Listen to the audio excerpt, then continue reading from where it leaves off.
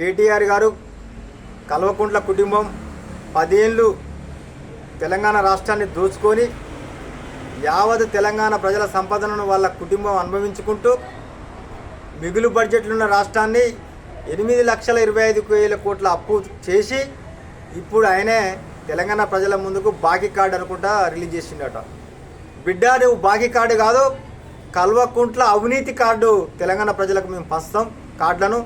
మీరు 10 ఏళ్ల ముందు మీ ఆస్తి ఎంత, ఈరోజు మీ ఆస్తి ఎంత, 10 ఏళ్ల ముందు మీరు అధికారులు ఎంతమంది ఉన్నారు మీ కుటుంబం, ఈరోజు మీరు ఎంతమంది కుటుంబం ఉన్నారు, కుటుంబం అంతా కలిసి తెలంగాణ రాష్ట్రాన్ని దోచుకున్నారు.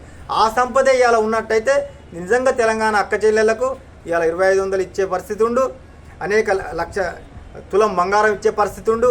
సంపద అంతా మీ ఇంటిగా ఉన్నది. ఆ సంపదను మీరు కక్కించి ప్రజలకు పంచుతాం. ఇంకా మాకు సమయం ఉంది, మాకు ఇంకా 3 ఏళ్ళ సమయం ఉంది. ఆ 3 ఏళ్లలో కూడా ఇచ్చిన ప్రతి వాగ్దానాన్ని రేవంత్ అన్న నెరవేర్చి మళ్ళీ అధికారంలోకి వచ్చేదే కాంగ్రెస్ పార్టీ.